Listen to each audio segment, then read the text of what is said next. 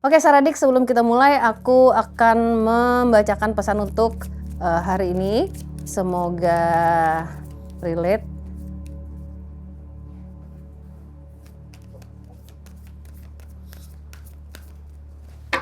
Gender lewat.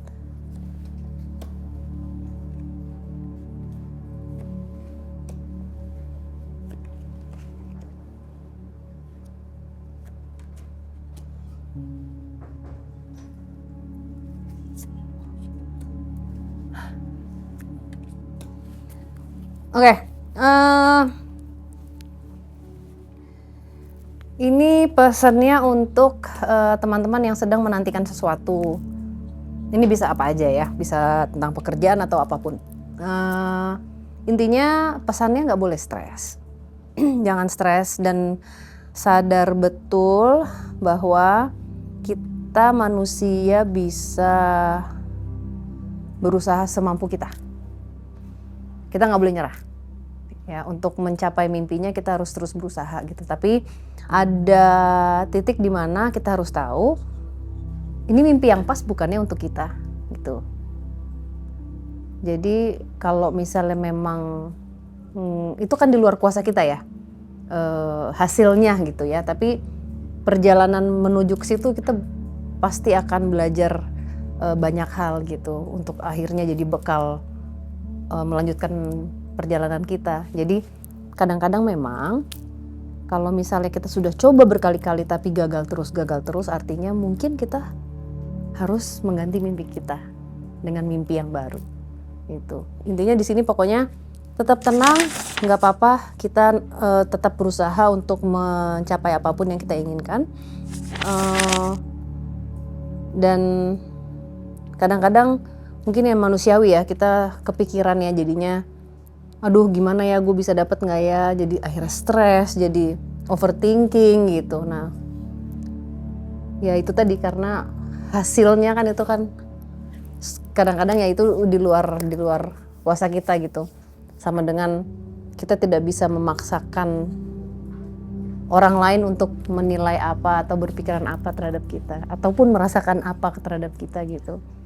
Itu harus pelan-pelan belajar untuk menerima bahwa itu dilepas gitu. Yang bisa kita kontrol ya adalah diri kita. Jadi di sini untuk teman-teman yang sedang menantikan sesuatu, itu tadi pesannya. Jadi tetap berusaha, jangan menyerah. Tapi itu tadi, kalau misalnya emang udah berasa kok rasanya ini nggak pas ya gitu, artinya mungkin didengarkan lagi kata hatimu. Apakah ini benar-benar pas buat kamu? Gitu. Semangat ya teman-teman. Sekarang kita mulai ruang tengahnya. Oke Saradik, kali ini kita akan bahas tentang misteri Gunung Nusantara. Dan bintang tamuku yang pertama ini adalah seorang anggota tim SAR.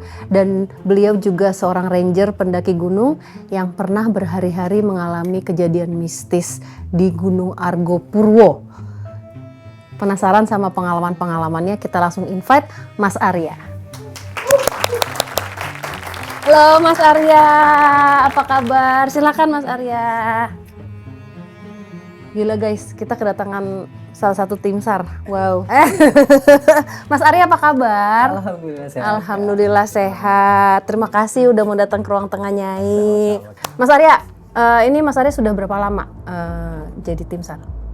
Kalau resminya sih 2009, tapi tapi kalau sejak saya diksar 93 itu sebenarnya sudah sering melakukan kegiatan SAR. Saya diksar pertama kan 93. Seringlah saya secara independen menolong pendaki yang terluka, tersesat. Tapi resminya itu 2009. 2009 loh, lama juga ya. Berarti ini sebenarnya Mas Arya passionnya memang mendaki gunung ya? Ya, dari 92 saya mulai mendaki Kasara. Oh, awal masih ingat nggak pertama kali apa yang terlintas di pikirannya Mas Arya? Gue mau naik gunung nih. Ingat nggak? Ya inget sih. Sebenarnya sih dari kecil ya, karena kan dulu Lenteng Agung nggak seperti sekarang, nggak Sarah. Dulu masih banyak kebun, masih ada bukit-bukit yang sekarang udah nggak ada gitu. Waktu kecil itu kan saya pramuka. Saya seneng tuh kegiatan pramuka. Ketika SMA, kok saya ketemu teman-teman yang memang passionnya sama dengan saya. Walaupun sebenarnya pendakian pertama itu saya lakukan di SMP kelas 3, naik ke Gunung Gede tahun 92. Tahun 93 saya di Klatsar. Sejak itulah sampai sekarang masih sering Kak Sarah. Enggak, tapi aku penasaran enggak ini aku kadang-kadang suka gini, suka karena mungkin aku nggak bisa relate ya. Aku takut kayak outdoor itu aku lebih takut binatang sebenarnya gitu. Kayak apa sih yang dirasakan pendaki-pendaki ini gitu ya? Kan ada beberapa orang yang mimpiku mau mendaki gunung apa gitu. Itu pada saat mendaki itu yang dirasakan Mas Arya tuh apa sih? Capek Kak. Ya Allah, capek ya kata gua. Iya naik ya. Capek, tapi di balik itu semua kita mendapatkan sesuatu yang sulit lah digambarkan dengan kata-kata. Soalnya keindahan yang disajikan oleh alam itu benar-benar pencerminan yang nggak akan kita bisa dapat di kota. Lautan awan, hijau, warna-warni, itu didapat dari proses perjuangan yang nggak mudah Kak Sarah. Jadi capeknya itu akhirnya hilang tuh. Dan ketika kita sampai rumah capek, ntar kangen gitu. Itu sampai berapa hari sih biasanya kalau naik gunung gitu? Tergantung Kak Sarah.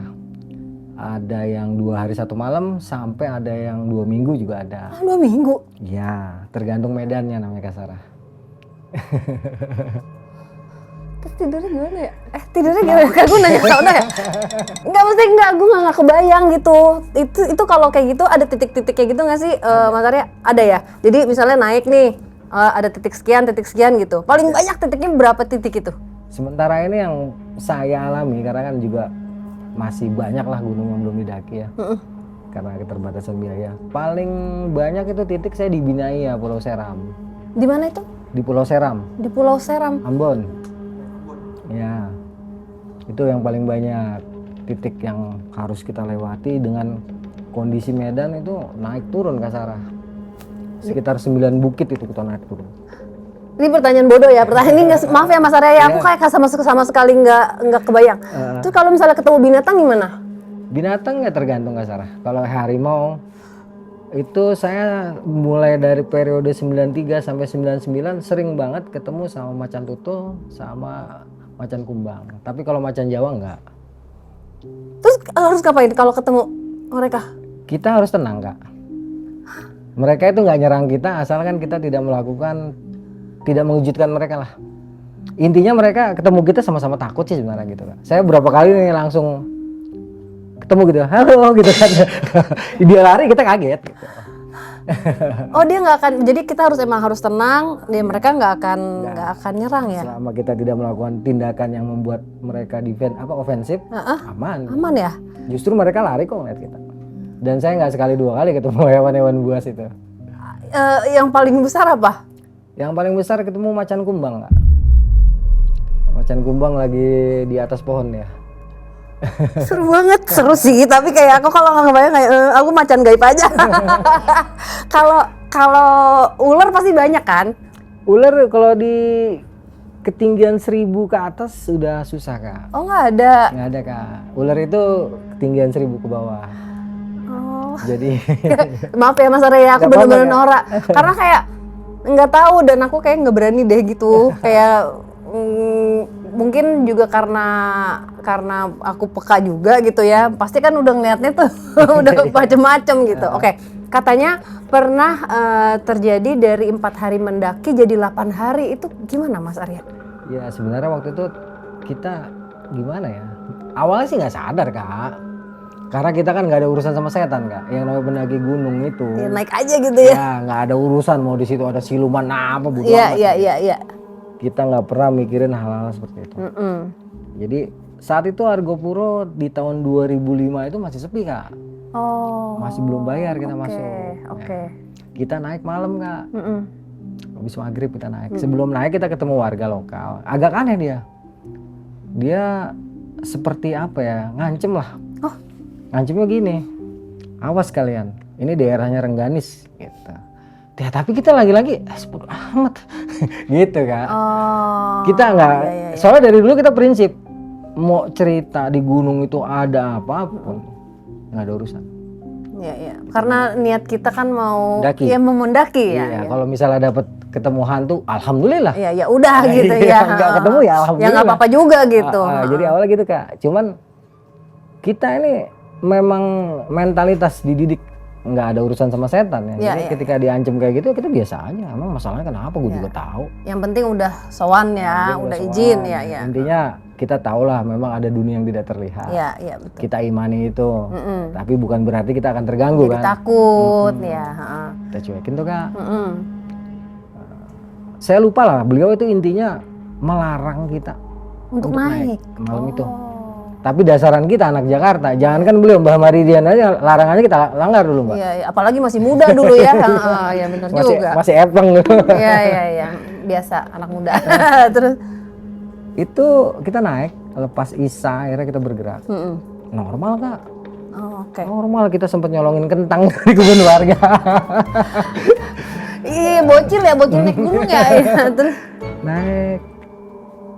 Ketika kita masuk hutan damar, sekarang itu kan udah berubah jadi ladang kentang. Kalau dulu tuh masih pohon sengon tuh Kak, sama alang-alang. Di situ aman, masuk hutan damar. Awalnya kita ngedenger suara burung hantu Kak. Ya, kita seneng yang kayak gitu-gitu Kak. ini berberapa Mas? Maaf. Kita berempat Kak. Oh, berempat. Oke. Saat itu 2005 saya udah punya anak satu sebenarnya sih, nggak mudah-mudah amat. Jadi pertama suara itu burung hantu kan, puk, iseng kita sautin lagi, puk, pak, puk, pak. Kita ledekin tuh malah burung hantu tuh Kak, sambil jalan kita ketawa-tawa kan. Kebetulan saya paling belakang. Nah saya lama-lama ngeh, kok yang kedengeran cuma suara burung hantu ya? Kenapa suara angin nggak ada? Gemercik apa? Suara gesekan daun, kok nggak ada? Saya bilang kok hening banget gitu kan. Tapi teman saya semuanya tuh orang geblak semua Kak, nggak ada urusan sama setan. Jalan aja udah. Iya. Nggak dipikirin tuh Kak. Sampai akhirnya kita ngerasa sampai ke taman hidup tuh Kak. Taman hidup itu pos pertama yang harus biasanya pendaki istirahat. Kita waktu itu berjalan kayaknya udah sekitar sepertinya ya, udah sekitar 5-6 jam lah. Kita ngeliat taman hidup tuh. Ini kita pertama kali nih Kak. Seneng dong. Iya. Wih, taman hidup, katanya besok pagi baru nemu gitu. Tengah malam nih ya berarti ya. Tengah malam Kak, bukalah tenda kita. Begitu pagi Kak, ini tenda kita ternyata ada di atas batu nih, udah jurang Kak. Itu kalau kita bergerak, lewat Kak semua. Tapi dasaran kita ketawa-tawa tuh Kak. Lu bego, lu ngapain bikin tenda di sini? Nah, iya.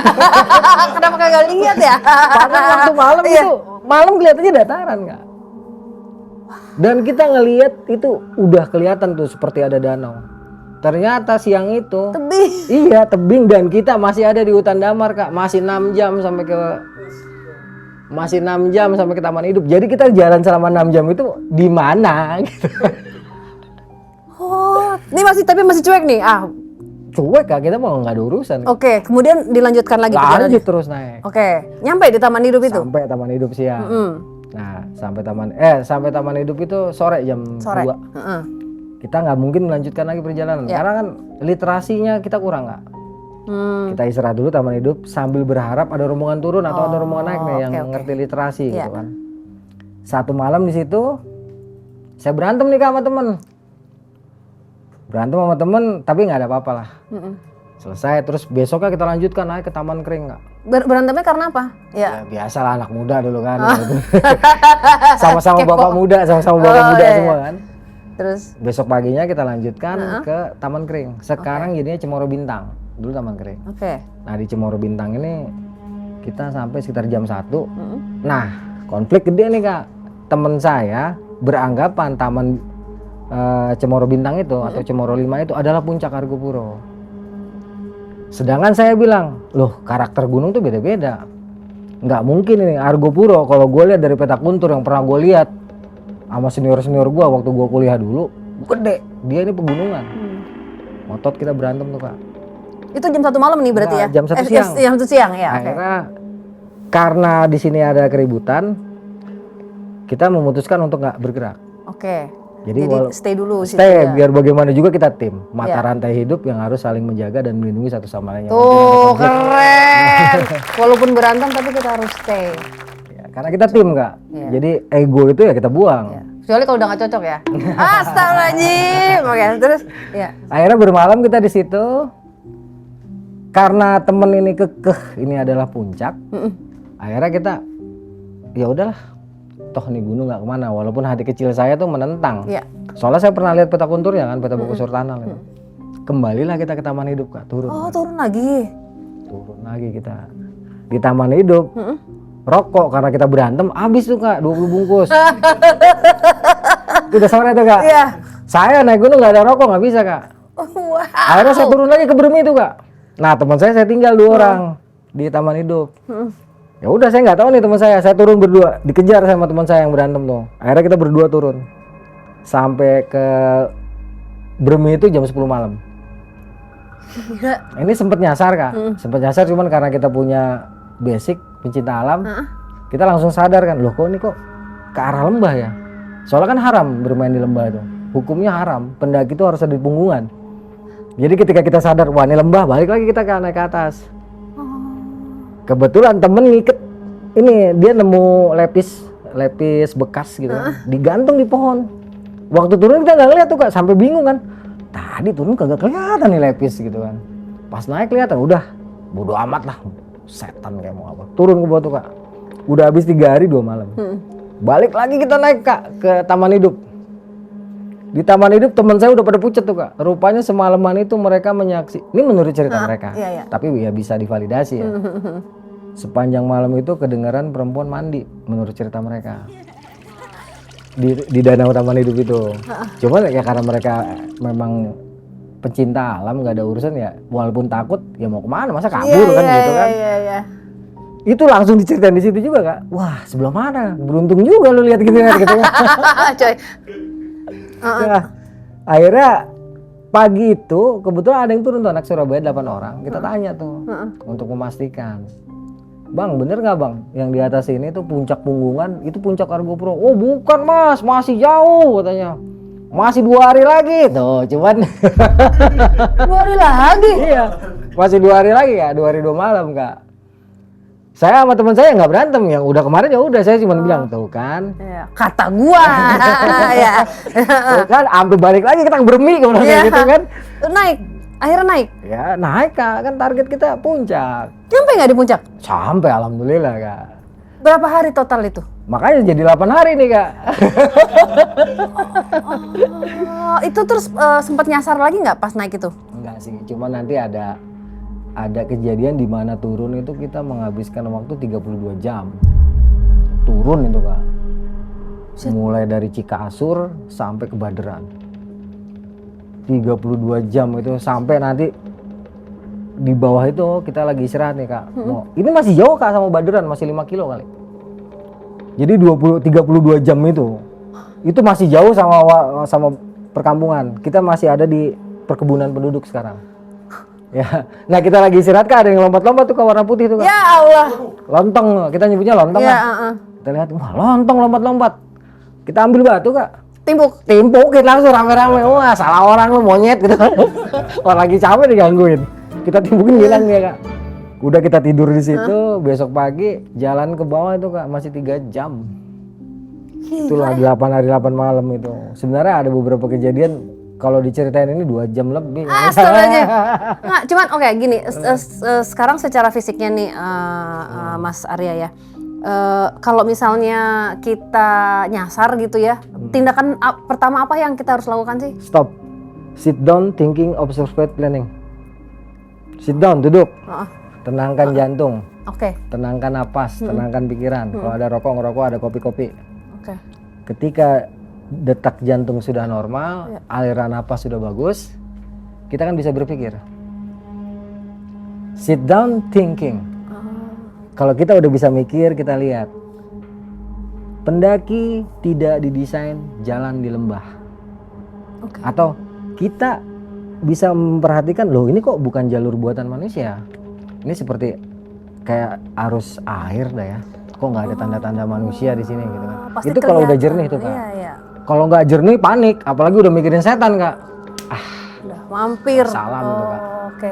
Tapi ini dari tadi aku ngobrol sama Mas Arya ya, sebenarnya mungkin aku bukan pendaki gunungnya sesungguhnya, tapi mungkin aku pendaki gunung kehidupan maksudnya. Iya, itu lebih berat Kak. Loh ya. Itu jauh. Jadi kan kalau misalnya kita lagi galau, kita udah nggak tahu lagi harus melangkah kemana. Tadi apa? Sit down, Sit thinking, down. observe, planning. Stop, Sit down, thinking, observe, planning. Stop. Itu yang harus dilakukan pada saat kita bingung, kita nggak tahu lagi harus kemana melangkah. Kita harus diam dulu dalam hening supaya bisa menemukan jawabannya untuk melangkah. Wah, luar biasa Mas Arya. Iya kan, bener ya. Tapi jadinya mungkin itu ya, kayak mungkin aku sekarang mulai paham deh. Kayak mungkin para pendaki ini menemukan itu ya, kepuasan batin yang tidak bisa dijelaskan. Betul Kak. Jadi pada saat sampai di puncak itu, Itu jawabannya. pada saat ngelihat pemandangan di depannya itu mungkin ya nggak terbayar dengan apapun ya. Itu tidak ternilai maksudnya. Betul Kak. Soalnya perjuangan yang didapat dari bawah sampai ke atas, filosofisnya sebenarnya ada semua Kak. Langkahnya itu dari rumah, bagaimana kita bergerak, bagaimana kita membawa beban, bagaimana kita menyesuaikan kondisi, kekuatan fisik, kemauan kita. Itu semua harus kita seimbangkan dalam perjalanan. Jadi ini namanya manajemen pendakian. Ada namanya manajemen konflik, ada namanya manajemen logistik.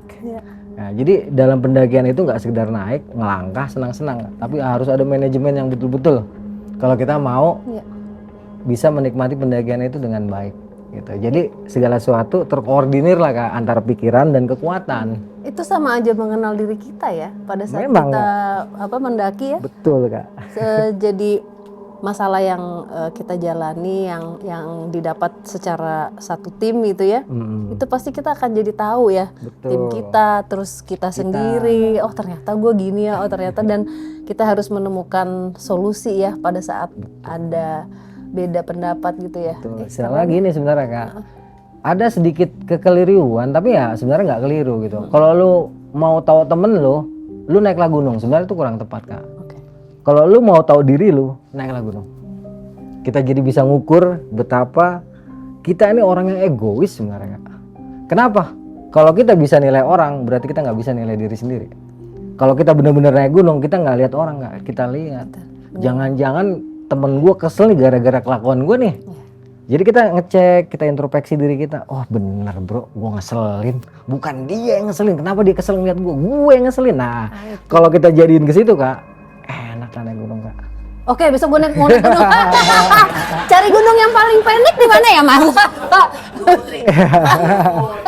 Gunung yang santai tapi pemandangan bagus di Wonosobo Kak. Wah, Wonosobo digoyang. Berapa jam itu naik? 2 jam Kak, cuman gunung Kuat perahu. nggak ya gua? Kuat. Kak Sarah masih muda, cantik bisa. Oh, masih muda.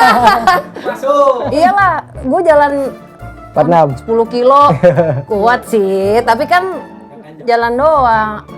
Harusnya sih bisa sih, harusnya. Kalau ditemenin sama itu sih mungkin bisa. Oke, besok kita bikin diary Daki Sarah. Dia naik gunung ya? Gila. Oke, Mas Arya, ini sebagai tim SAR pernah ada misi penyelamatan di gunung nggak yang tersulit? Kalau di gunung tersulit hanya saat Sukhoi Kak. Sukhoi 2012. Oh, Mas Arya di sana tim yang diterjunkan juga. Saya dari 9 Mei sampai 18 Mei ada di puncak Gunung Salak. Selama 9 hari itu saya 7 kali naik turun Gunung Salak. Gila, luar biasa. Itu ya emang karena medannya ya juga ya? Iya, karena kan bangkai pesawat itu ada di ketinggian 1800 Kak. Dengan kemiringan elevasinya tuh ada yang 90, ada yang 85, ada yang 45, variasi Kak. Tapi dari semua itu licinnya yang nahan Kak. Karena Gunung Salak itu lembab.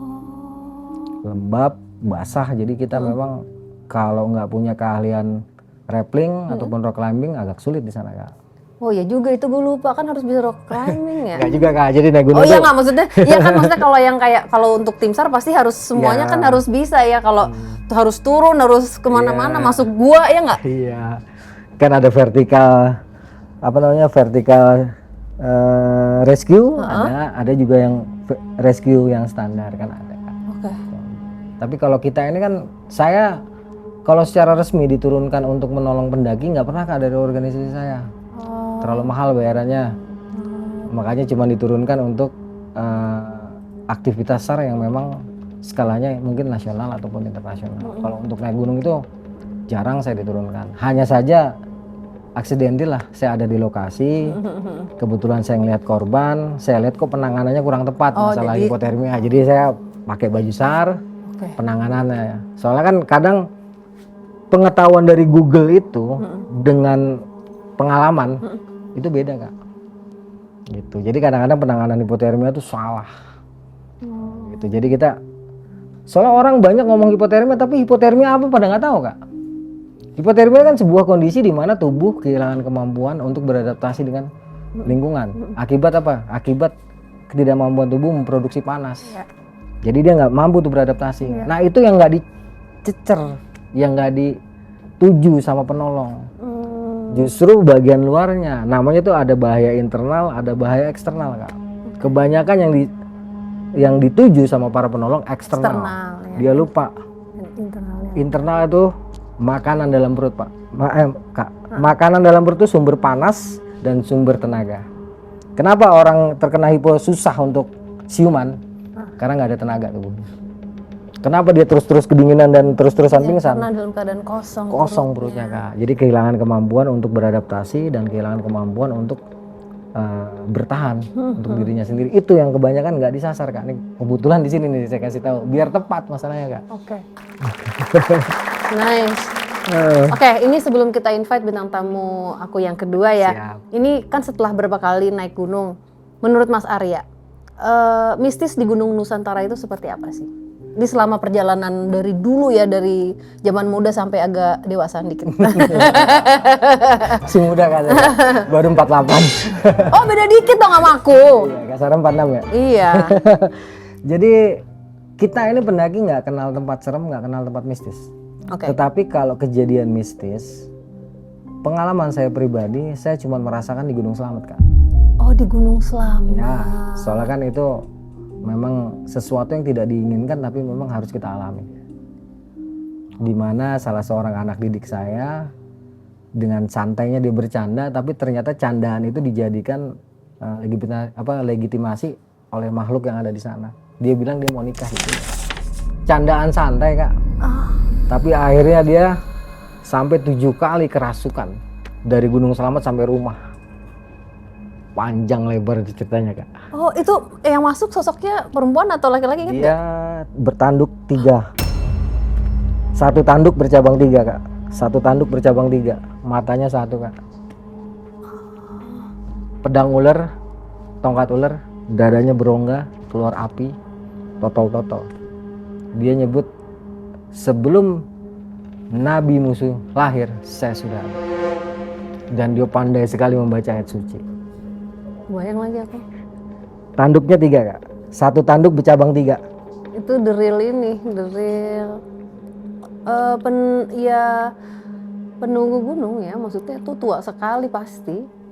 Nggak ada Itu ya orang di bawah nggak ada yang berani ngobatin Kak. Kita diusir begitu tahu.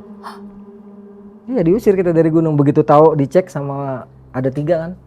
2 ahli agama, 1 lagi kejawen. 3-tiganya, yang kejawen aja yang berani nih Kak. Dia coba naruh menyan di sini Kak. Menyanyi hilang Kak, ketelan, lep. Langsung dia begini Kak. Mas pulang aja deh Mas. Terus pas sampai rumah tapi masih? Itu sepanjang jalan kesurupan Kak. Jadi kita kan di Gunung Slamet nih. Pertama kali kesurupan dia jam 3 sore. Selesai maghrib. Kita bawa turun ke bawah. Di pos 1 dia kesurupan lagi Kak. 2 kali udah di gunung. Kita bawa turun ke rumah Pak Kadus. Malamnya aman, paginya kesurupan Kak. Kita bawa ke Purwokerto, di Purwokerto kesurupan Kak.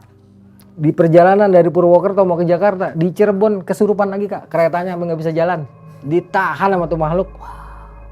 Dari Cirebon sampai Jakarta aman, di Jakarta kerasukan lagi Kak, disuruh pulang. Akhirnya saya bawa ke rumah pembimbing saya. Sekarang udah nggak ada beliau. Saya bawa, bah ini gimana bah kok sampai 7 kali? Lu sih kok Cahaya Bang salah ya? Lu lagian salah. Terlalu kasar. Soalnya kan saya nantang Kak. Waktu kejadian, waktu dia diminta, dia udah meninggal Kak. Oh, temannya Mas Arya ini? Tapi dia hidup lagi. Jadi dia udah meninggal tapi hidup lagi. Udah pamit Kak, Bang maafin saya Bang. Itu cowok ganteng banget Bang, saya mau ikut sama dia. Terus saya bilang, itu bukan cowok. Iya. Enggak Bang.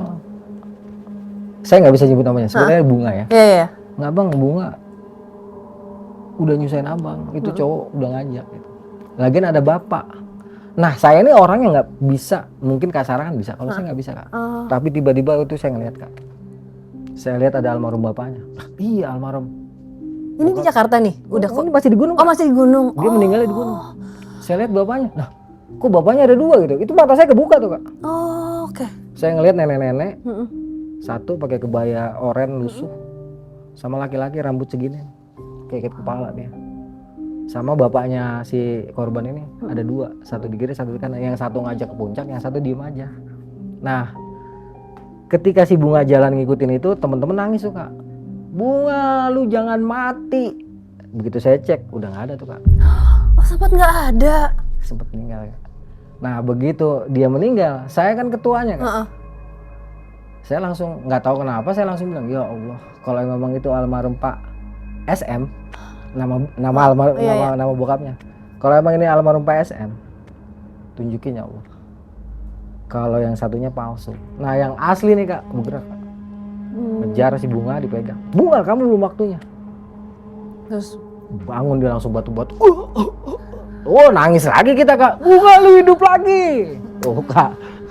oh my god. Itu saya setelah kejadian balik saya ke atas sendirian Kak, bobo golok. Oh, karena ya emosi ya, maksudnya secara fisik logika manusiawi ya. Emosi saya nggak ketahanan, saya naik sendirian ke atas. Itu waktu saya ngamuk-ngamuk itu petir juga saya bodo amat, turun sini lo kalau berani lawan gua aja. udah saking emosinya tuh Kak. Wow. Nah itu yang diomelin sama Abah. Karena saya ngamuk di sana ya. Di luar kendali juga kan? Iya. Gitu. Jadi memang ya walaupun kita kemanapun kita pergi kita harus tetap jaga hati kali ya. Betul, Kak. Jaga hati kemanapun kita pergi ya, gunung apapun yang mau kita daki ya, atau mau ke dalam hutan atau kemanapun ya pasti harus menjaga hati karena kita nggak pernah tahu di situ ada siapa ya dan maksudnya apa gitu. Dimana bumi dibijak, di situ langit dijunjung kan? Oke Mas Arya, nih aku mau invite ada bintang tamu lagi nih Mas Arya nih. Siap. Oke, jadi ini adalah Mas Aldi, ini pendaki gunung juga. Dan waktu itu sempat ketemu aku di Brownies Trans TV. Jadi kita sempat ketemu di sana dan katanya pernah mendengar suara gamelan di atas gunung. Oke, tepuk tangan buat Mas Aldi. Halo Mas Aldi, apa kabar? Oke, silakan. Di sini kita. Iya, sesama pendaki ya. Dulu sering nongkrong di rumah. Tangga ini. Emang iya? Oh tetangga. Ini kayaknya orang Betawi ya? Iya. Mas Aldi apa kabar? Alhamdulillah sehat Kak Sarah. Nah, kalau Mas Aldi ini guide ya? Iya lebih tepatnya tour guide. Tour guide ya? Di mana ininya tugasnya? Itu aku sesuai kayak tamunya aja pengen naik ke gunung mana yang dia minta. Ya aku siap mandu aja dan ada tim juga yang aku ajak lah. Oke. Itu bisa di Jawa Tengah, cuman saya lebih sering ke Jawa Tengah, Jawa Barat, ke Ciremai lah tuh yang cukup ngaco juga gunung itu Kak. Aku ada pengalaman yang mungkin itu gila banget sampai sekarang ya menurut aku ya. Itu daerah mana? Di Ciremai, Kuningan. Di Kuningan. Apa yang terjadi? Ini nganter tamu nih ceritanya. Kalau yang ini bukan nganter tamu, ini lagi naik sama teman rumah lah. Berberapa waktu itu? Itu aku berempat. Kenapa selalu berempat ya? Yaudah, kita besok bikin tim berempat. Terus? Itu aku berempat. Nah, ada salah satu temen aku ini wanita, mungkin aku samarin namanya si Sari ya. Oke. Nah, si Sari ini kebetulan kayak kasar gitulah. Oh, dia peka ya? Ya, bener-bener dari kecil sampai dari SD sampai SMP-nya itu kayak temennya dia itu sedikit Kak. Karena kayak gitulah ya. Yeah. Nah, ini anak-anak ini emang ngaco Kak. Maksudnya baru apa ya, kita lulus SMA lah. Oke. Bener-bener temen dari kecil satu kampung. 19 tahun ya. Kita lulus SMA, ada agenda yang naik gunung ya. Ya. Kagak kepikiran gue dulu SMA ngapain ya? Iya kan? Kayak guys naik gunung yuk, kayaknya Iya kan, gue bukan adventure kayaknya. Terus. Terus naik gunung mana kan Kak? Di situ kan kita masih awam banget ya. Ini bener-bener yang pendakian pertama kali Kak. Oh oke, Terus naik kemana nih? Ciremai yang deket katanya. Pilihan tuh ada 2 Kak, Ciremai sama Cikuray. Ini 4-4-nya nggak pernah sama sekali nih? Saya cuman satu teman saya nih yang namanya Hagi nih. Oh. Ya kebetulan nih si Hagi nih karena saya ngikut gara-gara dia juga Kak. Oh, oke. Karena ya ada jam terbangnya lah ya. Oh, oke, udah pernah nih berarti satu orang ya. Oke. Nah, yang bodohnya lagi Kak, kalau aku tahu sekarang ya, daripada dulu, Linggarjati ini kalau pemula nggak pantas banget kalau situ Kak. Oh, emang nggak ada yang ngasih tahu orang situ? Kalau ngapain kalian nggak boleh naik gitu? Nggak ada, dan di situ ini aku tahun 2016 Kak. Itu Tahun 2016 pendaki, baru lulus SMA. iya pendaki itu sepi, terus kayak yang base campnya ini nggak kayak base camp gunung pada umumnya sekarang Kak. Dan di situ kan ada namanya Abazul ya.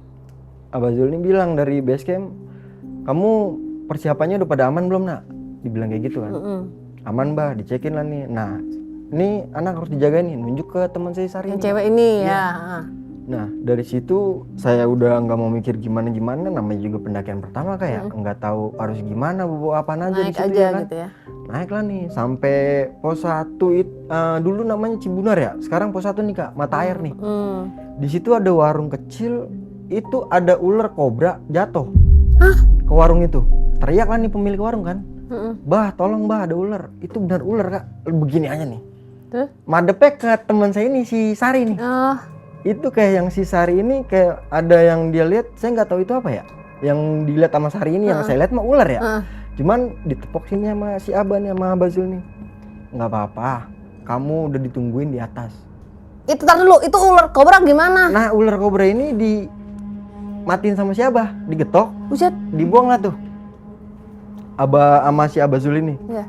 Buang, jalan nih terus kan saya, ditemenin terus nih. Nah, jadi si Abah ini bener-bener nempel si Sari terus nih Kak. Oke, jagain lah ya dia. Dijaga banget. Ngobrol lah tuh terus-terusan sampai pos 3, nggak berasa tuh Kak. Toto ya, Abah udah pamit. Nah, kondisi pas Abahnya ini udah nggak ikut nemenin kita jalan ya, itu udah bener-bener itu makin parah Kak. Berasa makin parahnya itu dari hawa, dari cuaca yang tadinya segelap-gelapnya sore, mungkin masih ada yang masuk kayak. Ini tunggu, jaraknya antara pos 1, pos 2, pos 3 itu berapa jam? Itu 1,5 jam. Oh enggak. Ini gunungnya enggak, maksudnya enggak jauh ya? Jarak. Ini trek terjauhnya Ciremai. Jalur yang bener-bener pendaki mungkin nggak mau lah Kak lewat sini ya. Lewat Linggarjati ini ya. Itu udah berapa jam tuh sampai pos 3? Itu aku nyampe pos 3 itu di jam 2:30-an. Masih siang Kak, maksudnya matahari masih bisa tembus pas tadi aku jalan kan. Nah, Abah udah nggak nemenin jalan, ini langsung kayak hawa tuh hening.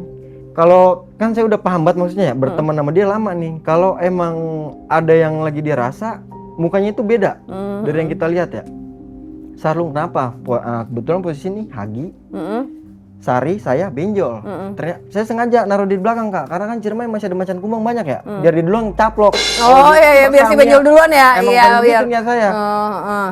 Jalan nih dia ngoceh nggak jelas dah tuh. Nah, ada nih Kak namanya tanjakan Bapak Tere. Ini udah melewatin pos 3 pengen ke pos 5 ya ini ya. Dari bawah saya udah ngeliat begini. Buset, ini tanjakannya, tanjakan Bapak Tiri, pantesan sadis, saya bilang begitu ya. Lo kebayang kayak apa ya? Yuk. Hah? Astagfirullahaladzim. Itu udah di situ yakin. Nah, si Hagi ini izin dulu Kak, dia pengen sholat. Oh oke. Ntar dulu ya, gue minta waktu 10 menit kata dia, pengen sholat dulu. Ya udah nih, sholat. Di situ Hagi kelar sholat, ya udah nih. Ayo, Bismillah, doa lagi lah nih si Hagi kan di sini. Doa lagi. Ini udah mulai gelap kayak udah masuk pengen ke jam 4:30 di sini nih. Hagi jalan nih Kak. Jadi nih posisi masih tetap sama kayak tadi ya. Jalan, kita terus beriringan di situ, nggak ada yang ninggal berapa meter pun nggak ada, bener-bener rapet di sini karena nggak ada pendaki lain Kak yang naik dari itu. Tapi pas nanti saya sampai tempat camp area itu ada beberapa pendaki sih bagus ya. Nah, saya naik dari tanjakan ini. Hagi tiba-tiba astagfirullahaladzim, itu dia langsung kayak kan begini Kak, orang lagi nanjak, ambruk semua saya. Oh jatuh semua. Jatuh semua. Itu dia nunjuk nih Kak, nggak bisa ngomong. Bibirnya kayak yang orang gemeteran gitu. Itu dia ngeliat kayak ada orang apaan ya, pakaian Belanda gitu Kak. Apaan sih namanya ya, tentara Belanda. Oh, terus? Itu pakai topi yang bulat terus sama celana pendek. Itu dilihat lagi begini nih, megang kayu bambu. Kayak diketok-ketokin gitu Kak, disuruh turun. Dipaksa, jadi lanjut naik katanya, jadi lanjut naik. Turun di situ, ya Allah ini tanda apaan ya? Si Sari ini udah bener-bener yang diem pucet Kak. Sar, lapar lo, saya bilang gitu. Enggak, udah di santai kata dia. Lu serius ngapa? Nggak apa-apa, feeling gua nggak enak aja. Di sini Kak, break bener-bener agak lama, ditambah lagi si benjol ini bener-bener yang diem aja Kak. Oh, kayak udah nggak bisa ngapa-ngapain ya? Udah bener-bener beda banget di situ hawa kayak. Jadi kan makin mencekam kayak. Itu saya tektokan di situ kadang cuma nama Hagi, si Sari diem. Terus nyampe ke atas itu, tapi nyampe sampai atas atau enggak? Nah, ini saya lanjutin jalan lagi, udah pengen maghrib, tibalah nih Kak. Namanya di kita ngecamp di pos 5 itu pos Batu Lingga. Nah, jadi kayak di mitos di Ciremai ini ada sosok itu Nyilingga atau Nyilinggi ya. Yang dimana itu emang ada petilasannya Kak. Oh, berarti ada orang-orang ke sana yang memang mungkin meditasi atau apa gitu ya, memberikan gitu. Nah, saya nyampe di sini gelar tenda lah nih di sini kan. Ngobrol nih ada 2 tenda, kebetulan di situ ada 2 tenda. Ngobrol nih nanya orang mana lah, basa-basi pendaki lah Kak, kayak gitu kan. Nggak lama udah pengen istirahat, udah habis masak-masak, habis makan di situ jam 9-an nih. Tenda kan kita buat kayak yang hadapan gini Kak. Jadi ada space 1 buat dapur nih. Situ. Nah, si Sari ini udah pas tidur di jam 9 jam 10 Kak. Tidur, dia kebangun, ini kesurupannya serem banget Kak. Oh, sempat ada yang kesurupan. Si Sari ini kesurupan dengan yang dia berdiri ini kayak duduk sila, terus tegep begini Kak. Ambil begini nih. Itu yang nolongin siapa akhirnya bisa balik normal? Hagi kan yang di situ yang cuman bisa Hagi kayak. Sampai dia itu sampai bener-bener udah nangis Kak, sampai nangis nih teman saya. Berapa lama itu prosesnya? Itu ada sejaman lah Kak. Oh, lumayan ya. Gitu ya. Karena ini sosoknya ini pas ditahu setelah Abazul ini ngebaca ya, ini yang masuk ini si yang di situ penuh Nyilingganya ini Kak. Jadi kan Nyilingga ini kayak dikawal macan gitu Kak. Oh iya. Ini benar-benar gini, terus ngomong bahasa Sunda saya nggak tahu di situ. Si itu Benjol masih hidup. si Benjol masih hidup. Nah, dia ada cerita lagi nikah juga nih di sini. Iya kan, maksudnya kayak masa sih ya kan orang mau naik gunung ya, maksudnya naik gunung kayak lo bawa minuman sama lo yang melakukan hal yang lain gitu. Kalau mau kayak gitu ya ke tempat yang lain dong gitu. Yang ke tempat yang lain juga enggak sih kalau menurut gua gitu. Nah, cuman waktu itu kan sempat cerita pernah dengar gamelan, itu di mana? Wah, itu di Gunung Lawu. Saya lagi bawa tamu, lagi mandu. Itu berapa tahun akhirnya bisa jadi guide? Saya nge-guide dari itu, pertama kali itu. Dari 2021. Jadi guide bener-bener yang terjunnya ya. Udah bener-bener dari ngantar tamu dari awal dari 2021. Udah fokus di situ. Oh, itu bukan yang ada setiap gunung ada enggak ya? Enggak kayak gitu ya konsepnya ya? Kali itu porter mungkin Kak. Sebenarnya ada juga bergunung Kak. Oh, ada. Cuman di sekarang kan karena pendakian ini udah booming, jadi bisa dari kota masing-masing ada seperti jadi bawa ada guide-nya ya.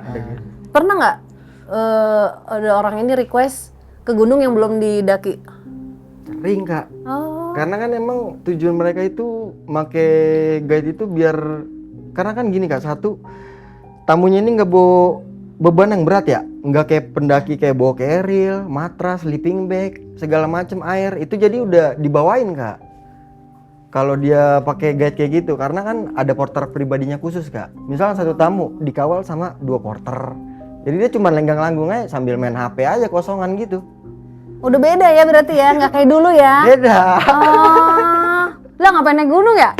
Lah enggak, maksudnya itu kan kayak bukannya seru, malah kita bawa sendiri, terus kayak experience itu. Aku pikir ya prosesnya, terus aku nggak kebayang kalau aku disuruh coba Mbak Sarah bikin ngebangun tenda.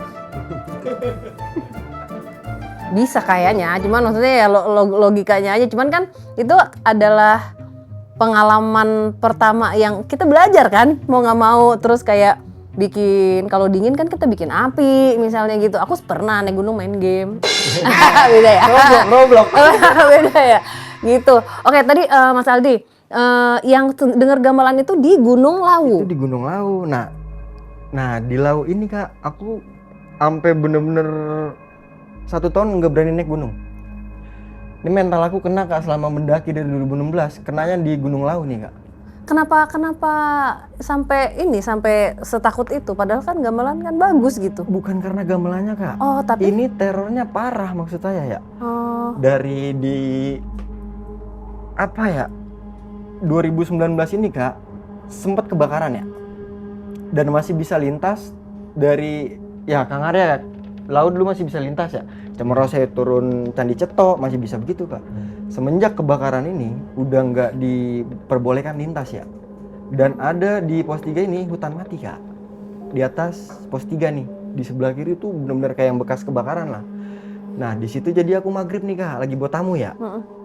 Buat tamu, jadi pengen kencing nih Kak, pengen kencing doang, buang air kecil kan. Ada satu teman pengen ngikut nih, namanya Bang Eki. Jadi sering kalau aku buka trip nih, dia sering ikut tuh, si Bang Eki ini kan. Di lu mana? Mau kencing mau megangin, kayak gitu kan Kak. Megangin, lu mau ngikut kata dia. ya. Ketlani dia, sebelahan banget nih Kak, kencing. Nah, ini saya, ini Bang Eki, ada space satu kan nggak mungkin begini, punya lu gimana, nggak mungkin begitu Kak kencingnya. Di tengah-tengah ini ada yang hati-hati, itu suara berat Kak. Angin langsung membasnya, kencang banget Kak di situ. Nih ngapa lagi ya? Setiap naik gunung ada mulu Kak. Ngalamin kagak enak, cuman parahnya pas ini di Lawu nih. Waktu berasa lama. Satu tuh Kak. Terus teror gua udah. Terus satu tamu ini Kak, ternyata ada bersekutu dengan jin. Oh, Ngegesek Kak di situ dia tuh.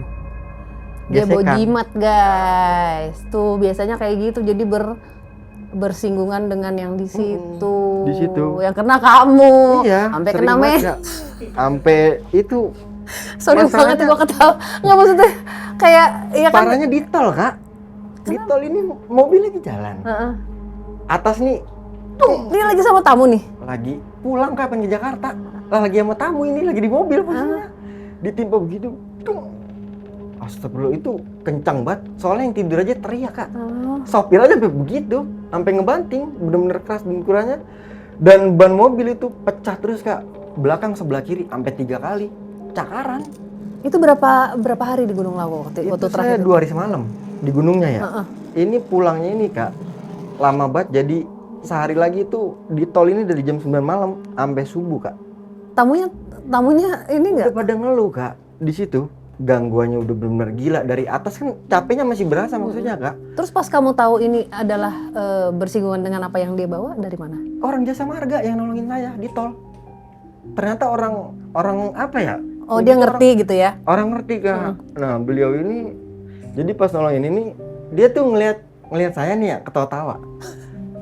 Kesian banget kamu mah. Buset, kesian ngapa lu ngeledekin gue lagi capek. Dalam arti kan kesel juga kayak lagi minta pertolongan, maksudnya dikesian-kesianin. Gitu. Yaudah yuk. Ini kan jadi ke nitrogen itu nggak bisa Kak, ke rest area di situ. Nah driver saya ini si Tajul, kebetulan orang tuanya ini kayak ustadz yang muridnya itu udah banyak lah Kak pengikutnya ya. Ditelepon nih Kak, di video call pas itu ban kejadian meledak kedua jam 1 malam. Aneh sih itu, maksudnya kayak berkali-kali ya. Di video call bapaknya, coba Jul arahin kamera belakang, disanterin begini Kak. Buset, itu apaan? Katanya tingginya sampai sekap begini Kak, mentok tuh sosoknya. Nah pas banget di kursi yang si tamu saya cewek ini nih, duduknya ada di situ Kak. Astagfirullah, lu cari dah tuh masjid, katanya masjid terdekat. Lu sholat dulu semuanya, jangan ada yang kagak sholat. Kalau lu pengen pulang sampai selamat sampai rumah, dikata gitu kan. Maksudnya ini jalan nih kayak. Yang anehnya kan saya kalau nyewa mobil sebelum berangkat kayak saya pastiin semuanya aman ya. Iyalah pasti. Dan ban serep juga Kak. Yang anehnya ini pas meledak pertama ban serepnya ikut bocor. Aneh banget Kak. Iya. Dan itu sama-sama bekas cakaran juga. Dokumentasi sampai saya dokumentasiin semua Kak. Tapi si perempuan ini, si tamu ini tahu nggak karena ini dia? Ini nggak mau terbuka Kak. Dia masih nutup. Jujurnya ini pas siang udah sampai Sumedang. Kan jauh banget Kak ya. Dia bawa sesuatu ya? Ada jimatnya? Dia Nggak, kiriman Kak. dia pakai sesuatu ya? Kiriman dari mantan pacar ya. Oh. Nggak terima. Nah, lagi nih si jin setannya ini ya udah tahu beda alam, overthinkingan banget Kak, cemburuan maksudnya. Lah kan saya target ya. Maksudnya, kalau kenapa capek? Lah masa kagak boleh begitu, setan aneh-aneh aja lagi ya. Maksud saya ya. Enggak cuman tapi kita nggak pernah tahu ya, makanya kalau misalnya mungkin kita menerima sesuatu juga dari orang lain ya, ada energi lain yang kita terima tapi itu bukan dari kita ya, itu biasanya belum tentu pas di badan kita juga. Nah misalnya dipaksain ini yang kita nggak ngerti kita tetap terima gitu, itu bisa berpengaruh. Misalnya kalau kita ke suatu tempat, apalagi kalau ke gunung, kita ke laut ya, kita ke hutan, ke tempat-tempat seperti itu. Di situ kan beda ya tempatnya, itu kita bisa bilang ya leluhur ya, yang menjaga tanahnya juga pasti udah usianya ribuan tahun, pasti berbeda dengan apa yang ada di kota. Ada singgungan mungkin, makanya reaksinya bisa jadi kayak gitu. Itu Karena orang kan sempet pengen masuk Kak itu pas di track sosoknya ini Kak, soalnya ini si F ini tamu yang saya bawa ini mukanya itu bener-bener raut wajahnya udah berubah Kak. Suaranya itu udah gimana ya? Udah berat banget Kak di situ udah. Ini udah malam, ini jam 8. Iyalah gangguan, udah berapa hari naik gunung, udah bannya bocor mulu, udah cakaran lagi. Gue mah kayak tak mau. Tapi abis itu kamu ini ya trauma dulu ya. Setahun bener-bener kayak ampe trip aja saya cancel Kak. Saya pulang-pulangin uangnya. Tapi Mas Ali sama Mas Arya kenal lama udah? Berapa tahun lah Bang ya? 4 tahun paling. Oh, jadi sempat sering ngobrol juga sama Mas Arya ya? Bakar sate di rumahnya. Oh iya, bakar sate. Mantap malamnya Kak, buat bakar-bakar. Oh iya ya. Jadi vibe-nya alam banget pokoknya. oh iya. Kebun.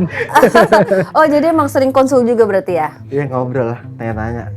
Senior ya. Wow, luar biasa. Mas Arya dan Mas Aldi mungkin bisa untuk Saradix atau teman-teman di luar sana yang kepikiran kayak pengen naik gunung, apa yang harus dilakukan supaya aman sentosa? Mungkin bisa dari Mas Arya dulu.